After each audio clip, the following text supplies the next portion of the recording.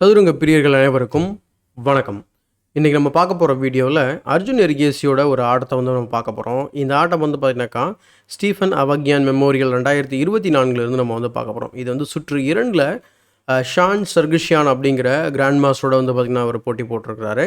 இந்த டோர்னமெண்ட்டை வின் பண்ணதும் அர்ஜுன் தான். ஸோ இந்த விஷயங்கள் எல்லாமே டீட்டெயில்டாக நம்ம எண்ட் ஆஃப் த வீடியோவில் தெரிஞ்சுக்கலாம். ஸோ இங்கே வந்து நான் வந்து அர்ஜுனோட பர்ஸ்பெக்டிவ் வந்து நான் வந்து போர்டை வந்து வச்சுருக்கேன். ஸோ அப்போ தான் வந்து பார்த்திங்கன்னா கொஞ்சம் இன்ட்ரெஸ்டிங்காக இருக்கும் அந்த கேமை பார்க்குறதுக்கு. ஸோ நம்ம சேனல் நீங்கள் முறையாக பார்த்துட்ருக்கீங்க. நம்ம சேனலை சப்ஸ்கிரைப் பண்ணிட்டு பெல் பட்டன் ப்ரெஸ் பண்ணி வச்சுக்கோங்க. அதேமாதிரி நம்ம வீக்லி கிளப் டோர்னமெண்ட் வந்து பார்த்திங்கன்னா நம்ம கிளப்பில் நடத்திக்கிட்டு இருக்கோம். இன்கேஸ் நீங்கள் வந்து கலந்துக்கிறதா தான் நீங்கள் கலந்துக்கலாம். போன வாரம் வந்து பார்த்திங்கன்னா ஒரு தவிர்க்க முடியாத ஒரு சூழ்நிலையிலால் அந்த சுச்சுவேஷனால் நம்ம வந்து அந்த டோர்னமெண்ட் கேன்சல் பண்ண வேண்டி இருந்தது. இன்கேஸ் நீங்கள் அதை மிஸ் பண்ணியிருந்தீங்க அப்படின்னா வர வாய்ப்பு இருந்தால் இந்த வாரம் நீங்கள் வந்து கலந்துக்கலாம். ஸோ புக் மை ஷோவில் யாராவது புக் பண்ணியிருந்தீங்க அப்படின்னாலும் அதை வந்து நீங்கள் இந்த டைம் புக் பண்ணாமே வந்து இந்த டைம் வந்து விளையாடிக்கலாம். ஸோ இப்போ இந்த கேமை வந்து பார்க்கலாம். வித் ஒயிட் பீசஸ் ஷான் சர்கிஷியான் வந்து கேம் வந்து E4 ஓப்பன் பண்ணுறாரு. ஓப்பனிங் வைஸ் நம்ம இங்கே ரோலோபஸ் வந்து பார்க்குறோம். ஆனால் இந்த இதில் ரொம்ப சர்ப்ரைசிங்கான ஒரு ஐடியா வந்து பார்த்திங்கன்னா F5. இதை வந்து ஸ்கில்மேன் டிஃபென்ஸ்னு சொல்லுவாங்க. ரொம்ப ரிஸ்கியான வேரியேஷன் பிளாக்கு. ஏன்னா இயர்லியாகவே கிங் சைடு வந்து வீக் பண்ணுறாங்க. ஸோ ஐடியா என்ன அப்படின்னா லாங் டைமாக பேசும்போது குயின் சைடில் வந்து பார்த்திங்கன்னா அவங்க கேன்சல் பண்ணுறது தான் ஐடியா. ஸோ அர்ஜுன் எப்படி ஹேண்டில் பண்ணுறாரு அப்படிங்கிறத பார்க்கலாம். ஸோ D3 இதுதான் வந்து ரொம்ப மெயின் மூவ், இப்போதைக்கு கம்ப்யூட்டரில் top move. But night C3 ரொம்ப அடிக்கடி விளையாடக்கூடிய ஒரு மூவ் அப்படின்னு சொல்லலாம். அதுக்கப்புறம் D3க்கு அப்புறம் வந்து பார்த்திங்கன்னா F*E4 விளையாடுறாரு. அதுக்கப்புறம் D*E4. அதுவும் இந்த எக்ஸ்சேஞ்சு பண்ணுறது இன்னும் கொஞ்சம் என்னடா அது பொசிஷனை ஓப்பன் பண்ணுறாரு அப்படிங்கிற மாதிரி இருக்கும். ஸோ நைட் F6 டெவலப் பண்ணுறாரு. அதுக்கப்புறம் கேன்சல் பண்ணிடுறாரு ஒயிட்டு. Cancel பண்ணியதுக்கப்புறம் D6. ஸோ இந்த நிலையில் வந்து நம்ம பிஷப் C5 வந்து ரொம்ப நேச்சுரலாக இருக்கும். ஸோ கண்டிப்பாக இதை வந்து விளையாடலாம். But bishop into C6 bishop into C6 அப்புறம் இந்த மாதிரி ஒரு வேரியேஷன் பார்க்குற மாதிரி இருக்கும். ஸோ இதில் என்ன இஷ்யூ அப்படின்னா உங்களுக்கு ஸ்ட்ரக்சரல் டேமேஜ் இருக்குது. ப்ளஸ் ஒரு பானும் வந்து பார்த்திங்கன்னா ஒயிட்னால வந்து இது பண்ண முடியும். ப்ளஸ் பிளாக்குக்கு வந்து பிஷப் பேர் இருக்கிறதுனால அது மட்டும்தான் ஒரு காம்பன்சேஷனாக பார்க்கப்படுது. பட் லாங் டைமாக பார்க்கும்போது இது வந்து கொஞ்சம் இஷ்யூவான ஒரு இது தான். ஏன்னா பான் ஸ்ட்ரக்சர் வந்து டேமேஜ் ஆகுது. இன்னொரு வேரியேஷன் டேரெக்டாக நைட் இன்ட்டு E4. இது டெஃபினட்டாக ஒரு பெரிய பிளண்டராக இருக்க வாய்ப்பு இருக்குது. காரணம் என்ன அப்படின்னா குயின் E2 அல்லது ரூக் E1 ரொம்ப ஸ்ட்ராங்கான மூவாக இருக்கும். ஸோ அதனால் கேமில் D6 வந்து விளையாடுறாரு. ஜஸ்ட்டு காமாக வந்து விளையாடுறதுக்கு முயற்சி பண்ணுறாரு. அதே மாதிரி D6க்கு அப்புறம் பிஷப் E6 வந்து ஒரு ஐடியா. ஸோ இந்த லைட் ஸ்கொயர்ஸை கவர் பண்ணுறதுக்காகவும் ப்ளஸ் வாய்ப்பு இருந்தால் கேன்சல் பண்ணிட்டோம் அப்படின்னா இன்னும் ஈஸியாக இருக்கும். F5 வந்து செமி ஓப்பன் ஃபைல் அப்படிங்கிறதுனால அட்டாக்கை கேரி அவுட் பண்ணுறதுக்கு தடுக்கிற முயற்சியில் பிஷப் C4 விளையாடுறாரு. அதுக்கப்புறம் பிஷப் G4 H3க்கு அப்புறம் பிஷப் H5. ஸோ அந்த பின்னை வந்து அப்படியே மெயின்டைன் பண்ணுறாரு. நைட் C3 டெவலப் பண்ணுறாரு. அதுக்கப்புறம் குயின் டு D7. ஸோ குயினை டெவலப் பண்ணுறாரு. இந்த இடத்துல இருந்து நைட் C3க்கு அப்புறம் வந்து பார்த்திங்கன்னா சில மூவ்க்கு அப்புறம் அல்லது இடையில வந்து பார்த்திங்கன்னா உங்களுக்கு இந்த மூவ் தோணிக்கிட்டே இருக்கும். நம்ம நைட் D4 விளையாடலாம், நைட் D4 விளையாடலாம் அப்படின்னு சொல்லிட்டு 2 இடத்துல இந்த வேரியேஷன் ரொம்ப முக்கியத்துவம் வாய்ந்ததாக இருக்கும். பட் இது கேமில் அவர் விளையாடுவார். அது வந்து பார்த்திங்கன்னா கிட்டத்தட்ட இதுக்கப்புறம் ஒரு 5-6 மூவ் தேவைப்படும். ஸோ ஃபஸ்ட்டு நைட் D4 இங்கே விளையாடணும் அப்படின்னா மிகப்பெரிய ஒரு பொசிஷனல் எரராக இருக்க வாய்ப்பு இருக்குது. எக்ஸாம்பிள் என்ன பிரச்சனை அப்படின்னா இந்த இடத்துல G4 வர அதுக்கப்புறம் நீங்கள் நைட்டு ட்ரேட் பண்ணுவீங்க. நைட்டு ட்ரேட் பண்ணால் குயின் டெவலப் ஆகும். So bishop G6 and then pawn to G5 kicking the knight. So knight ஓரமாக வந்ததுக்கப்புறம் பிஷப் E6. ஸோ பர்மனெண்ட்டாக அவங்க கிங் சென்டரில் மாட்டிக்கிறதுக்கு வாய்ப்புகள் நிறையவே இருக்குது. இன்ஃபேக்ட் ஒயிட் வந்து பார்த்திங்கன்னா he will continue to attack. So அதனால தான் இந்த இடத்துல நைட் டு D4 வந்து ரொம்ப ஒரு பேட் சாய்ஸாக இருக்கும். குயின் D7 அதுக்கப்புறம் அதான் கேன்சல் பண்ணுறதுக்கு முயற்சி பண்ணுறாரு. குயின் சைட் கேன்சல் பண்ணிடுறாரு. ஸோ இந்த நிலையில் கூட நைட் அதாவது ஒவ்வொரு இடத்துலையும் நைட் D4 ரொம்ப டெம்டிங்கான மூவாக தெரியும் நமக்கு பார்த்தாலே. பட் இங்கே அர்ஜுன் அது எப்போவுமே வந்து அதை வந்து சரியான முறையில் வந்து ஹேண்டில் பண்ணுவார். ஸோ அர்ஜுன் ரொம்ப ஸ்ட்ராங்கான player. So queen side cancel பண்ணுறாரு. அகெயின் இந்த இடத்துல வந்து நைட் டு D4 வந்து ஸோ இந்த இடத்துல நைட் டு D4 ரொம்ப bad choice. Again same reason knight into F6. இந்த இடத்துல நைட் இன்ட்டு F6 இன்சர்ட் பண்ண முடியும். அதுக்கப்புறம் நைட் டெக்ஸ் E5 இருக்குது. இதுதான் பிரச்சனை. இப்போ இந்த இடத்துல உங்கள் பிஷப் அட்டாக்ல இருக்குது. நீங்கள் குயினை எடுத்தீங்க அப்படின்னா அவங்களும் குயின் எடுப்பாங்க. எல்லாமே முடிஞ்சதுக்கப்புறம் என்னடா இருக்குன்னு பார்த்தா ஒயிட்டுக்கு பிஷப் பேர் இருக்குது. ஆஸ் யூஷுவல் நான் ஏற்கனவே மென்ஷன் பண்ண மாதிரி ஸ்ட்ரக்சரல் டேமேஜ் வந்து கிங் சைடில் வந்து நமக்கு இருக்குது. ப்ளஸ் கிங் வந்து சென்டர் ஆஃப் த போர்டில் இருக்குது. ஒயிட்டுக்கு ஒரு பான் எக்ஸ்ட்ரா இருக்குது. ஸோ நைட் டெக் C2 விளையாடுனதுக்கப்புறம் ரூக் B1 அண்ட் தென் நீங்கள் நைட்டை காப்பாற்றினாலும் கூட இந்த ஸ்ட்ரக்சர் கம்பேர் பண்ணி பார்க்கும்போது நமக்கு கிங் சைடில் இருக்கக்கூடிய ஸ்ட்ரக்சர் ரொம்ப காம்பேக்டாக இருக்குது. ப்ளஸ் அவர்கிட்ட பிஷப் பேர் இருக்குது அப்படிங்கிறதுனால கண்டிப்பாக வந்து ஒயிட்டுக்கு அட்வான்டேஜ் இருக்குது. ப்ளஸ் ரூக் ஆல்ரெடி வந்து பார்த்திங்கன்னா ஒரே ஒரு மூளை கனெக்ட் ஆக போது இந்த பிஷப்க்கு டெவலப்பிங் இஷ்யூ இருக்கும் அப்படிங்கிறது எந்த ஒரு என்ன சொல்கிறது டவுட்டுமே கிடையாது. அதனால் நைட் டு D4 இங்கேயும் ஒர்க் அவுட் ஆகாது. ஸோ குயின் சைட் கேன்சலிங் அதுக்கப்புறம் ரூக் E1. ஸோ இப்போ நைட் டு D4 விளையாடுறாரு. ஸோ இந்த இடத்துல கூட இதுவுமே ட்ரிக்கியான ஒரு ஐடியா தான். ஏன்னா இந்த இடத்துல டாக்டிக்கல் ஐடியாஸ் இருக்குது. எக்ஸாம்பிள் நைட் இன்ட்டு F6 இங்கே ட்ரை பண்ணுறாங்க, ஆனால் அது செக்கோட வரல. பட் இருந்தாலும் இந்த இடத்துல G இன்ட்டு F6, அதுக்கப்புறம் பார்த்தீங்கன்னா நைட் இன்ட்டு D4 விளையாடுறாரு. என்னடா அது அப்படின்னு பார்க்கும்போது நைட்டை வந்து குயினை வந்து டெம்பரரியாக சாக் பண்ணி அதை எடுக்க பார்க்குறாரு. ஸோ பிஷப் இன்ட்டு D1 விளையாடுனதுக்கப்புறம் பிஷப் E6 வச்சு குயினை பின் பண்ணிடுறாரு. வின் பண்ணதுக்கப்புறம் பிஷப் ரீட்ரீட் பண்ணுறாரு அர்ஜுன். அதுக்கப்புறம் அவர் குயினை வின் பண்ணிடுறாரு. குயினை வின் பண்ணதுக்கப்புறம் 2 ஆப்ஷன் இருக்குது. ஒன்று ரூக்கால வெட்டுறது, இன்னொன்று கிங்கால வெட்டுறது. அவர் கிங்கால வெட்டுறாரு. ஏன்னா ஆல்மோஸ்ட் நம்ம வந்து என் கேமுக்கு போயாச்சு. ஸோ அப்போ கிங்கை வந்து நம்ம சென்டர் ஆஃப் த போர்டில் வச்சுக்கிறது ஒன்றும் தப்பு கிடையாது. ப்ளஸ் இங்கே C6 D5 நம்ம வந்து ப்ரிப்பேர் பண்ண வாய்ப்புகள் இருக்குது. தேவைப்பட்ட கிங்கை வந்து C7 வச்சுக்கலாம். அதுதான் அவரோட idea. So rook tax D6 7 விளையாடும்போது சம்டைம்ஸ் இந்த மாதிரி நடக்கும். Extremely sorry. ரொம்ப நேரம் ஆகுது. ஏன்னா ரொம்ப இயர்லியாகவே நம்ம பேசிகிட்டு இருக்கும்போது இந்த மாதிரி ஆயிடுச்சு. ஸோ அதுதான் பிரச்சனை. ஸோ இந்த இடத்துல ரூக் டேக்ஸ் D7 பற்றி பேசிகிட்டு இருந்தேன். ஸோ ரூக் டேக்ஸ் D7 விளையாடணும் அப்படின்னா நைட் E6 உள்ளே வந்துடும். அதனால தான் கிங்கை வந்து வச்சு கேப்சர் பண்ணுறாரு. நைட் F5 ஜஸ்ட் நம்ம 16வது மூவில் தான் இருக்கும். ஸோ பிஷப் F7 வந்தவொடனே அவர் பிஷப் அவரே இவ்வளோ தூரம் டெவலப் பண்ணி அதை வந்து பார்த்திங்கன்னா ட்ரேட் பண்ண பார்க்குறாரு. ஏன்னா அவர்கிட்ட வந்து பார்த்திங்கன்னா பிஷப் பேர் இருக்குது அப்படிங்கிறது தான் ஐடியா. ஸோ கிங் C7, அதுக்கப்புறம் பான் F4, சென்டரை உடைக்கக்கூடிய ஒரு முயற்சி. பிஷப் G6, அதுக்கப்புறம் பிஷப் இன்ட்டு F8, அதுக்கப்புறம் ரூக் H இன்ட்டு F8, அப்புறம் வந்து பார்த்திங்கன்னா G4 விளையாடுறாரு. ஸோ ரொம்ப ஆக்டிவாக வந்து பிளே வந்து இங்கே என்ன சொல்கிறது, ஏதாவது ஆக்டிவான ஒரு ஐடியா இருக்குமா அப்படின்னு சொல்லிட்டு சர்கேஷியான் வந்து பார்த்திங்கன்னா பான்ஸ் அட்வான்ஸ் பண்ண நல்ல ஒரு பிளே ஆக்சுவலாக கிங் சைடில். ஏன்னா அங்கே தான் அவருக்கு மெஜாரிட்டி இருக்குது. அதே மாதிரி அர்ஜுனுக்கு வந்து பார்த்திங்கன்னா குயின் சைட்லேயும் சென்ட்ரலையும் ரொம்ப ஸ்ட்ராங்கான பான்ஸ் இருக்குது. ஸோ இப்போ அதை அவர் அட்வான்ஸ் பண்ணுறதுக்கு ட்ரை பண்ணுவார். ஃபர்ஸ்ட் ஆஃப் ஆல் அவர் என்ன பண்ணுறாரு, B5 வந்து விளையாடுறாரு. குயின் சைட் ஒரு ஸ்பேஸ் கெயின் பண்ணுறாரு. இந்த மாதிரி மூவ்ஸ் விளையாடுறது ரொம்ப ரொம்ப கஷ்டம். ஸோ B5 அப்படிங்கிறது ஒரு ப்ரொஃப்ளாக்டிக்கான ஒரு மூவ் தான். குயின் சைடில் எக்ஸ்பேண்ட் பண்ணுறது எதுவுமே பண்ண முடியல, என்ன பண்ணுறதுன்னு தெரியல, டெட் ஈக்குவலான பொசிஷன் இருக்குது அப்படிங்கும்போது இந்த மாதிரி நம்ம ஏதாவது ஸ்பேஸ் கெயின் பண்ண முடியுமா அப்படிங்கிறத ஒரு வாய்ப்பாக அல்லது வந்து பார்த்திங்கன்னா ஒரு நல்ல ஒரு ஆப்ஷன் நம்ம வந்து கன்சிடர் பண்ணலாம். ஸோ அந்த மாதிரி தான் B5 விளையாடுறாரு. So king F2 try பண்ணுறாரு. அதே நேரத்தில் இங்கே F இன்ட்டு E5 ஒரு ஆப்ஷன். பட் கிங் F2 வந்து கிங்கை வந்து அவர் ஆக்டிவேட் பண்ணி கேமுக்குள்ளே கொண்டு வர முயற்சி பண்ணுறாரு. ரூக் F E8, அதுக்கப்புறம் king G3. So king almost வந்து பார்த்திங்கனாக்கா கிங் சைடில் ஏதாவது பெனட்ரேஷன் பாயிண்ட்ஸ் இருக்கும், நம்ம வந்து ஆக்டிவாக வச்சுக்கிறது நல்லதுன்னு சொல்லிட்டு அவர் கிங் சைடில் வந்து கொண்டு வராரு. கிங் G3, அதுக்கப்புறம் பிஷப் இன்ட்டு F5 விளையாடி பானை டபுள் பண்ணி விடுறாரு. இந்த இடத்துல வந்து பார்த்திங்கன்னா சர்கேஷியனோட ஐடியா வந்து தேவைப்படும் போது அவர் அன்டபுள் பண்ணலாம்னு நினைப்பார். பட் இங்கே ஒரு சூப்பரான ஒரு மூவ் விளையாடுறாரு. இதுதான் வந்து இந்த இடத்துல இருந்து நம்ம வந்து அந்த பான் B5 இருந்து ப்ளஸ் இப்போ பார்க்க போகிற மூவ்லேருந்து கேம் கொஞ்சம் இன்ஸ்ட்ரக்டிவாக போகும். நல்லா நீங்கள் கவனிச்சிங்க அப்படின்னா இந்த மாதிரியான ஐடியாஸை நம்ம கேமில் பயன்படுத்த வாய்ப்பு அதிகமாக இருக்கும். அவர் என்ன பண்ணுறாரு அப்படின்னா பாஸ்பான் வந்து கிரியேட் பண்ணுறாரு. ஏன்னா அவருக்கு வாய்ப்பை கொடுக்கல, ரெண்டாவது பாஸ்பான் கிரியேட் பண்ணுறாரு. இன்னொரு முக்கியமான விஷயம், ரொம்ப கேர்ஃபுல்லாக ஹேண்டில் பண்ண ஒரு விஷயம், அர்ஜுன் வந்து பாஸ்பான் கிரியேட் பண்ணாலும் கிங் சைடில் இருக்கக்கூடிய மெஜாரிட்டி வந்து பார்த்திங்கன்னா ரொம்ப ஆபத்தான ஒரு விஷயம். அவருமே வந்து பாஸ்பான் கிரியேட் பண்ண வாய்ப்பு இருக்குது. ஸோ எப்படி பண்ணுறாரு அப்படிங்கிறத பாருங்கள். So pawn to G5. So pawn to G5க்கு அப்புறம் இந்த பான் தனியாக இருக்குது. இனிமேல் ரூக் வந்து நமக்கு வந்து வேறு எங்கேயாவது கொண்டு போகலாம், மேபி G5க்கு கொண்டு போகலாம். அங்கே தான் வந்து பிரேக் நடக்குது. அதனால் பானுக்கு பான் சப்போர்ட் கொடுக்குறாரு. So D5. அதுக்கப்புறம் B4 வந்து விளையாடுறாரு. இது வந்து பான்ஸை ஃபிக்ஸ் பண்ணாலும் கூட இதில் என்ன பிரச்சனை அப்படின்னா அவரோட ஓன் பானும் ஃபிக்ஸ் ஆகிடுது. இப்போ என்னாச்சு அப்படின்னா இமீடியட்டாக சொல்கிறேன் இல்லையா, உங்களுக்கு வந்து மூவ் ஆஃப்டர் மூவ் வந்து பார்த்திங்கன்னா இன்ஸ்ட்ரக்டிவ் மூமெண்ட். அப்போ உடனே வந்து அந்த பாயிண்ட்டை பிரேக் பண்ணி A5ல் ஓப்பன் பண்ண பார்க்குறாரு. A5, அதுக்கப்புறம் A3 உடனே இங்கே கேப்சர் பண்ணுறதுனால கண்டிப்பாக வந்து கேப்சர் பண்ணலாம் லைக் இந்த மாதிரி. ஆனால் பிரச்சனை என்ன அப்படின்னா அவர் வந்து ரூக்கை வந்து பார்த்திங்கன்னா A5ல் கொண்டு வந்து வர வாய்ப்பு இருக்குது. பட் கேமில் வந்து அவர் என்ன செய்கிறார், ஃபஸ்ட்டு ரூக் A8 அவரே ப்ரிப்பேர் பண்ணுறாரு. ப்ரிப்பேர் பண்ணதுக்கப்புறம் C3க்கு அப்புறம் கிங் D6. ஸோ கிங்கை வந்து சென்டர் ஆஃப் த போர்டில் வைக்கிறாரு. இப்போதைக்கு இங்கே டாக்டிஸ் எதுவும் கிடையாது, ஏன்னா இங்கே பின் இருக்குது அப்படிங்கிறதுனால இப்போதைக்கு ரூக் இங்கே பாதுகாப்பு கொடுத்துக்கிட்டு இருக்கு.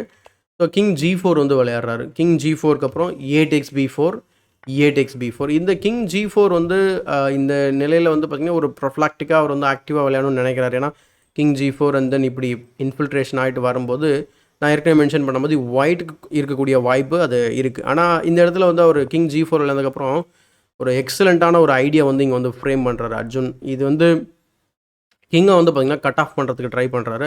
அதன் மூலயமா A takes B4, A takes B4. இப்போது நிறைய பேர் எதிர்பார்க்கக்கூடிய ஒரு மூவ், நேச்சுரலான மூவ், கண்டிப்பாக நீங்களும் கெஸ் பண்ணியிருப்பீங்க. என்ன மூவ் அப்படின்னா ரூக்கை வந்து பார்த்திங்கன்னா A3ல் வச்சு அட்டாக் பண்ணுறது. ஆனால் அதுதான் வந்து விளையாடல அவர்.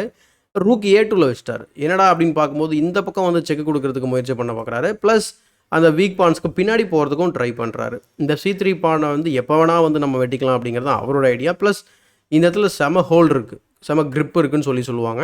அப்படி இருக்கும்போது அந்த பானை எங்கேயுமே போகிறது கிடையாது. இன்ஃபேக்ட் நம்ம வந்து இந்த பொசிஷனை வந்து இந்த பக்கம் இருக்கக்கூடிய பான்ஸை மட்டும் அரெஸ்ட் பண்ணிட்டாலே போதும். இது வந்து லாங் டைமாக பார்க்கும்போது இந்த ரூக்கம் வந்து பார்த்திங்கன்னா கேமுக்குள்ளே போயிட்டு இது பண்ணும்போது கண்டிப்பாக வந்து பிளாக்குக்கு வின்னிங் எண்டிங் அப்படின்னு சொல்லலாம். ப்ரொவைடட் இந்த பக்கம் பொசிஷனை வந்து கொஞ்சம் க்ளோஸ் பண்ணுறதுக்கு முயற்சி பண்ணணும். ஆனால் க்ளோஸ் பண்ணுறது ரொம்ப கஷ்டம். ஸோ ரூக் A2 அதுக்கப்புறம் H4 H4க்கு அப்புறம் அவர் என்ன செய்கிறார் அப்படின்னா ரூக் C2 வந்து விளையாடுறாரு. இந்த இந்த இடங்களில் வந்து நிறைய பேருக்கு வந்து பாஸ்பான் கிரியேட் பண்ண வாய்ப்பு இருக்குது. G6 விளையாடலாமா அப்படிங்கிறீங்கன்னா இப்போதைக்கு விளையாட முடியாது. காரணம் என்ன அப்படின்னா G2 செக் ரொம்ப ஸ்ட்ராங்காக இருக்கும். ஸோ இதே மாதிரியான ஒரு வேரியேஷன் லைக் இந்த மாதிரின்னு சொல்ல முடியாது எக்ஸாக்டாக, பட் ஜிபான் சம்மந்தமாக ஒரு வேரியேஷன் தான் கேமில் ஒரு டிசைடிங் ஃபேக்டர் அமையும். பட் இது வரைக்குமே வந்து கேம் வந்து ஈக்குவலாக இருக்குது. பட் என்னன்னா நம்ம இந்த பொசிஷன் நீங்கள் கம்ப்யூட்டரில் ஃபீட் பண்ணிங்க அப்படின்னா ஜீரோஸ் தான் இருக்கும். எந்த மூவ் சொன்னாலும் ஜீரோ தான் இருக்கும். டெஃபினட்டாக நான் சொல்கிறேன், ஹியூமன் பர்ஸ்பெக்டிவில் இந்த பொசிஷன் கண்டிப்பாக ஜீரோஸ் கிடையாது. ரொம்ப அக்யூரேட்டாக விளையாடவும் மாட்டோம். நேச்சுரலாக விளையாடக்கூடிய நிறையா மூவ்ஸ் இந்த இடத்துல வந்து பார்த்திங்கன்னா தப்பாக அமையும். பட் இங்கே அர்ஜுனோட ஐடியா எப்படின்னு சொல்லி நீங்கள் பாருங்கள். H4க்கு அப்புறம் ரூக் C2 விளையாடிட்டு ஜஸ்ட் C3 ப்ரெஷர் பண்ணுறாரு. ஸோ இந்த நிலையில் அவர் வந்து பார்த்திங்கன்னா சிம்பிளாக ரூக் C1 வச்சுட்டு அந்த பானுக்கு பாதுகாப்பு கொடுத்துருக்கலாம் இல்லைங்களா? அல்லது உள்ளே இன்ஃபில்ட்ரேட் பண்ணிவிட்டு ஏதாவது கவுண்டர் அட்டாக்கிங் ஐடியாஸ் இருக்கும் அப்படின்னு சொல்லிட்டு உள்ளே இன்ஃபில்ட்ரேஷன் பண்ணுறதுக்கு முயற்சியும் பண்ணியிருக்கலாம். ஏன்னா A5 போயாச்சு. பட் கேமில் அவர் என்ன பண்ணுறாரு அப்படின்னா G×F6 விளையாடுறாரு. ரொம்ப அக்லியான ஒரு பான் ஸ்ட்ரக்சராக தெரியும். பட் இதுலேயும் ஐடியாஸ் இருக்குது. ஏன்னா சில இடங்களில் இந்த ட்ரிபிள் பான்ஸை வச்சு அவர் வந்து பார்த்திங்கன்னா பாஸ் பான் கிரியேட் பண்ண வாய்ப்பு இருக்குது, த்ரெட்ஸ் கிரியேட் பண்ண வாய்ப்பு இருக்குது. இன்ஃபேக்ட் அதில் பண்ணுவார். பட் இது வந்து பார்த்திங்கன்னா மிகப்பெரிய ஒரு பிளண்டராக அமையுது. இதனால் இந்த இதில் ஒரு செக்மேட் த்ரெட் இருக்குது. ஸோ அந்த காரணத்தினால தான் இது பெரிய பிளண்டராக அமையுது. ஏன்னா செக்மேட் த்ரெட் இருக்கிறதுனால கிங்கால் ஆக்டிவாக உள்ளே வர முடியல. So first H5 check, this is the only move to win the game. H5 check கொடுத்தவொடனே இந்த இடத்துல வெட்ட முடியாது நம்மளால். வெட்டினீங்கன்னா mate in 2 unstoppable it is coming. King G5யும் சேம் தான். பட் வெளியே தான் போயாகணும். ஸோ அதனால் கிங்கோட ஆக்டிவிட்டி கட் ஆஃப் பண்ணியாச்சு. அப்போ இந்த 3 பானுக்கு யாருங்க பாதுகாப்பு அப்படின்னா ரொம்ப ரொம்ப கஷ்டம். பாதுகாப்பு கொடுக்கவே முடியாது. இமேஜின் நம்ம ரூக்கை வச்சு இப்படி அட்டாக் பண்ணும்போது எப்படி வந்து அவங்க பாதுகாப்பு கொடுக்க போகிறாங்க அப்படிங்கிறது தெரியல.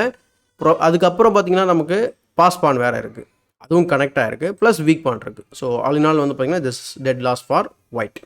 ஸோ எப்படி கன்வெர்ட் பண்ணுறாரு அப்படிங்கிறத பாருங்கள். Rook take C3 check, king H2 and then E3 pass பானை வந்து உள்ளே கொண்டு போகிறாரு. ரூக் G1 வராரு. ஸோ தட் அதோட வீக் பானை வந்து ப்ரொடெக்ட் பண்ணணும். ப்ளஸ் அவரும் பாஸ் பான் கிரியேட் பண்ணியிருக்கிறாரு. அதை வந்து பாதுகாப்பு கொடுத்து அதை எப்படியாவது குயின் பண்ணணும்னு நினைக்கிறாரு. Rook G6, rook C2 check, king G3 and then E2க்கு அப்புறம் F7 டிஸ்கவரி, கிங் D7, அதுக்கப்புறம் ரூக் A1 உள்ளே வந்துட்டு திரும்ப செக் கொடுக்கலான்னு பார்க்குறாரு. பட் ப்ரில்லியண்ட்டான ஒரு மூவ் விளையாடுறாரு ரூக் A2. பிகாஸ் நீங்கள் கேப்சர் பண்ணிங்கன்னா குயின் எடுத்து செக்கோட வரும். அதுக்கப்புறம் கேம் வந்து கன்வெர்ட் பண்ணிடுவார். ஸோ ரூக் C1 அதுக்கப்புறம் rook tax F7, king F3, rook E7. So rook E7 இப்போ ஒரு பானும் அப்பில் இருக்கிறாரு அர்ஜுன். ஸோ ரூக் E1க்கு அப்புறம் பான் டு D4 அடுத்து பாஸ் பானை புஷ் பண்ணுறாரு. ப்ளஸ் அதை கனெக்ட் பண்ணிட்டோம் அப்படின்னா ரூக்கை ரிலீவ் பண்ணிட்டு வேறு ஏதாவது த்ரெட்ஸ் கிரியேட் பண்ணலாம். ஸோ F6 கிரியேட் பண்ணி புஷ் பண்ணி அவர் ஒரு த்ரெட்டு கிரியேட் பண்ணுறாரு. பட் ரூக் E3 செக் அப்புறம் கிங் F2க்கு அப்புறம் கிங் E6 டிஸ்கவரி கொடுக்குறாரு. பட் இருந்தாலும் அதை ஈஸியாக வெட்டிடலாம். ஸோ வெட்டினதுக்கப்புறம் அவர் இந்த பானை வெட்டுறாரு. பட் அது வந்து இப்போதைக்கு நமக்கு என்ன சொல்கிறது, அது தேவையில்லாத ஒரு பான் அப்படின்னு சொல்லலாம். ரூக் E4 போகிறாரு, கிங் F3, இது rook E7, rook D6, rook to D2. So rook to D2 வந்ததுக்கப்புறம் அவர் வந்து பார்த்திங்கனாக்கா இந்த பொசிஷனில் 48வது மூவில் வந்து பார்த்திங்கன்னா சக்ஷான் வந்து ரிசைன் பண்ணிடுறாரு.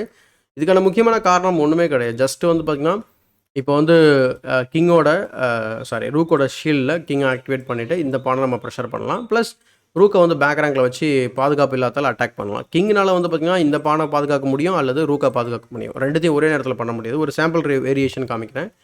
கிங் F2 அதுக்கப்புறம் பார்த்திங்கனாக்கா king pawn to D3, F5, rook D1, rook D5 வச்சுக்கோங்களேன். Then we can not that move. நீங்கள் வந்து புஷ் பண்ணிங்கன்னா கேம் வந்து ட்ரா. ஸோ இந்த இடத்துல கிங் F6 ட்ரை பண்ணலாம் இன்ஃபில்ட்ரேஷன் பண்ணுறதுக்கு. செக் கொடுக்கும்போது வெட்டிட்டு திரும்ப செக் கொடுத்தாக்கா நீங்கள் உள்ளே வந்துடலாம். அல்லது பிளாக்கை கூட பண்ணலாம், ஒன்றும் பிரச்சனை கிடையாது. Rook C5, rook F7 check, கிங்கை வந்து கட் ஆஃப் பண்ணிட்டு ரூக்கை வின் பண்ணிட்டு பானை ப்ரொமோட் பண்ணி வின் பண்ணிடலாம். இல்லைனா நான் சொன்ன மாதிரி ஓவர்லோட் பண்ண ட்ரை பண்ணலாம் கிங்கை. ஸோ எப்படினாலும் வந்து பார்த்திங்கன்னா இது வந்து வின்னிங் பொசிஷன் தான். ஸோ அந்த காரணத்தினால சர்கிஷான் வந்து ரிசைன் பண்ணிடுறாரு. எக்ஸலண்ட்டான ஒரு என் கேம் வந்து இங்கே வந்து பண்ணியிருக்கிறாரு. ஓப்பனிங்கும் வந்து பார்த்திங்கன்னா ரொம்ப வித்தியாசமாக வந்து ஓப்பன் பண்ணி இங்கே என் கேமும் வந்து பார்த்திங்கன்னா எக்ஸலண்ட்டாக ப்ளே பண்ணியிருக்காரு. ஸோ இந்த டோர்னமெண்ட்டோட முடிவில் இந்த டோர்னமெண்ட் வந்து பார்த்திங்கன்னா வின் பண்ணியிருக்காரு. இது வரைக்கும் 25 கேம் வந்து பார்த்திங்கன்னா அவர் தோல்வி அடையாமல் ஒன்று வின் பண்ணியிருக்காரு, இல்லைனா வந்து ட்ரா நடந்திருக்கு. ஸோ 25 கேம்ஸ் வந்து பார்த்திங்கன்னா அதில் என்ன சொல்கிறது லூசிங் இல்லாமல் அந்த ஸ்ட்ரீக்கில் போயிட்டுருக்காரு அர்ஜுனன். ஸோ என்ன நடக்குதுன்னு பார்க்கலாம் நம்ம. இப்போ நம்ம வந்து அவர் வந்து இன்டர்வியூவில் வந்து சொல்லியிருக்காரு, chess.com கேட்டபோது சில விஷயங்கள் சொல்லியிருக்காரு. அதை நம்ம வந்து இப்போ பேசிட்டு இந்த வீடியோவை முடிச்சிடலாம். கொஞ்சம் லென்த்தான வீடியோ தான் இது. ஸோ இப்போது ஜஸ்ட் நம்ம வந்து ஆஸ் யூஷுவல் நம்ம வந்து இந்த டோர்னமெண்ட்டை பற்றி கொஞ்சம் பேச வேண்டியிருக்கும். அதை பற்றி பேசிடலாம் இப்போது. ஸோ இதுதான் வந்து அந்த ஃபைனல் ஃபோட்டோ வந்து பார்த்திங்கன்னா உங்களுக்கு. So caring less helps Arjun Erigaisi continue rise with. என்னடா அப்படி டாபிக் இப்படி இருக்குன்னு சொல்லி உள்ளே போய் பார்த்தோம் அப்படின்னா, அவர் என்ன சொல்கிறாரு அப்படின்னா, எனக்கு ரிசல்ட்டை பற்றியோ ரேட்டிங்கை பற்றியோ எதை பற்றி எனக்கு கவலை இல்லைங்க, நான் வந்து செஸ் விளையாடணும், இதுதான் என்னோட இது அப்படின்னு சொல்லிட்டு அவர் பேசியிருக்கிறாரு. அதை பற்றி நான் ஒரி பண்ணாதனால தான் இந்த மாதிரி ரிசல்ட்ஸ் வந்திருக்கு. நான் வேர்ல்டு டாப் 4 வந்தது வந்து பார்த்திங்கன்னா அந்தளவுக்கு நான் வந்து நான் அங்கே இருக்கின்றதே எனக்கு கவலை கிடையாது அப்படின்றதான் சொல்கிறாரு. அதை பற்றி எனக்கு என்ன சொல்கிறது, I don't care about the position அப்படின்னு கூட சொல்கிறாரு அவர். ஸோ அந்தளவுக்கு இந்த இன்டர்வியூவில் சொல்லியிருக்காரு. இன்கேஸ் நீங்கள் படிக்கிறதுனா படிக்கலாம். ஸோ இதுதான் அந்த ஃபுல் இது. ஸோ அவங்களோட ரிப்போர்ட் எப்போவுமே போடுவாங்க. ஸோ நம்ம எதாவது நியூஸ் தெரிஞ்சிங்கன்னா குயிக்காக இங்கே வந்து பார்த்துக்கலாம். So to be honest, I stop carrying about the ratings and rankings. I don't really care that much about being இந்த டாப் 5 ஈதர். ஸோ எதை பற்றி எனக்கு கவலை இல்லைங்க அப்படின்னு சொல்லி அவர் ஒரு பாதையை போட்டு போயிட்டுருக்கிறாரு. ஸோ கீழே கூட அதை போட்டிருக்காரு, caring less and less about the results really does seem to be helping. So ரிசல்ட்டை பற்றி ரொம்ப கவலைப்படாமல் இருக்கிறதுனால என்னால் வந்து பார்த்திங்கன்னா நல்லா விளையாட முடிஞ்சுது அப்படிங்கிறது தான் இங்கே அவர் சொல்கிறாரு. இந்த மைண்ட் செட் வந்து பார்த்திங்கன்னா ரொம்ப ரொம்ப கஷ்டம். இதே மைண்ட் செட் தான் நம்ம குகேஷும் வந்து சொல்கிறது. ஸோ குகேஷ் வந்து பார்த்திங்கன்னா லாஸை பற்றி, அதாவது எல்லா ஸ்ட்ராங் கிராண்ட் மாஸ்டர்ஸுமே, not only Gukesh and Arjun, but இவங்க ஏன் இவங்கள பற்றி மட்டும் பேசுகிறோம் அப்படின்னா, இவங்க ரொம்ப யங்ஸ்டராக இருக்கும்போது நல்லா பண்ணுறாங்க அப்படிங்கிறது தான் விஷயம். ஸோ இந்த யங் ஏஜில் இந்த மைண்ட் செட்டை எப்படி டெவலப் பண்ணுறது. ஸோ இது மாதிரி நம்ம செஸ்ஸுக்கு உங்களுக்கு பாதி ஸ்கில் வந்து உங்களுக்கு டெக்னிக்கல் ஸ்கில்ஸு, என் கேம் ஸ்கில்ஸு, ஓப்பனிங் எல்லாம் இருந்தாலும் உங்களுக்கு என்னை பொறுத்த வரைக்கும் 30 to 50% சைக்காலஜிக்கலாக நீங்கள் ரொம்ப ஸ்ட்ராங்காக இருக்கணும். ஸோ அதுக்கு பெஸ்ட் எக்ஸாம்பிள் அர்ஜுனை சொல்லலாம். அடுத்து வந்து பார்த்திங்கன்னா குகேஷ், அதுக்கப்புறம் பிரக், இந்த மாதிரி ஆட்களை சின்ன பசங்களாம் வந்து பார்த்திங்கன்னா மேலே போகிறாங்க இல்லையா, அவங்கள வந்து நம்ம வந்து எக்ஸாம்பிளாக எடுத்துக்கிட்டு நம்ம ஒரு ரோல் மாடலாக வச்சு பண்ணலாம். ப்ளஸ் இன்னொரு விஷயம் என்ன அப்படின்னா, அவர் வேர்ல்டு நம்பர் 4 இருக்கிறாருங்க. 2778 ரேட்டிங். இங்கே ஒரு சின்ன ஒரு ஸ்டாட்டிஸ்டிக்ஸ் வந்து போட்டிருப்பாங்க. இந்த ஸ்டாட்டிஸ்டிக்ஸில் என்ன அப்படின்னா, அதாவது 2700க்கு மேலே ஒரே ஒரு என்ன சொல்கிறது ஃபுல் ஃப்ளஜ்டாக இவ்வளோ ரேட்டிங் வந்து எடுத்ததில் 3வது பிளேஸில் இருக்கார் அர்ஜுன். 68 பாயிண்ட் எடுத்திருக்காரு சாதாரணமாக 12 மாதத்தில். ஸோ அதே மாதிரி இந்த பக்கம் வந்து பார்த்திங்கன்னா MVL 88 பாயிண்ட் எடுத்திருக்கிறார் 2731லேருந்து 2819. ஸோ அதாவது ஸ்ட்ரீக் மாதிரி போயிட்டுருக்கிறது. கால்சன் வந்து 72 பாயிண்ட் எடுத்திருக்காரு 2714லேருந்து 2786 வரைக்கும் போயிருக்கிறாரு. ஸோ இது ஒரு சின்ன ஒரு ஸ்டாட்டிஸ்டிக்ஸ். இதுதான் வந்து டாப்ன்றத விட லாஸ்ட் 2 டோர்னமெண்ட்ஸோட ரிசல்ட்ஸ் இது தான். ஸோ பார்த்திங்கன்னா தெரியும் உங்களுக்கு, எந்த ஒரு லாஸும் இல்லாமல் அவர் ஜெயிச்சிருக்காரு. ப்ளஸ் இதில் 17 பாயிண்ட் எடுத்திருக்காரு. ஃப்ரெஞ்ச் டாப் 16 ப்ளஸ் அவக்யான் மெமோரியலும் சேர்த்து 17 புள்ளிகள் எடுத்து வேர்ல்டு ரேங்கிங்கில் வந்து பார்த்திங்கன்னா அவர் 4th பிளேஸில் இருக்கார். ஸோ கண்டிப்பாக இந்த இன்ஃபர்மேஷன்ஸ் ப்ளஸ் இந்த அனாலிசிஸ் உங்களுக்கு பிடிச்சிருக்குன்னு நினைக்கிறேன். ஸோ ஐ திங்க் இன்னையிலேருந்து உங்களுக்கு வீடியோ ரெகுலராக வர ஆரம்பிச்சிடும். ஸோ இன்கேஸ் நீங்கள் வந்து இந்த டோர்னமெண்ட்டில் கலந்துக்கிறதா இருந்தால் கலந்துக்கலாம். ஸோ இந்த வீடியோ பிடிச்சா லைக் பண்ணுங்கள், மறக்காமல் மற்றவங்களுக்கு ஷேர் பண்ணுங்கள். இன்னும் நம்ம சேனலை சப்ஸ்கிரைப் பண்ணல அப்படின்னா சப்ஸ்கிரைப் பண்ணிட்டு பெல் பட்டனை ப்ரெஸ் பண்ணி வச்சுக்கோங்க. இதே மாதிரி ஒரு பயனுள்ள வீடியோவுடன் உங்களை சந்திக்கும் வரை உங்களிடமிருந்து விடைபெறுவது உங்கள் சதுரங்க சாணக்கியன்.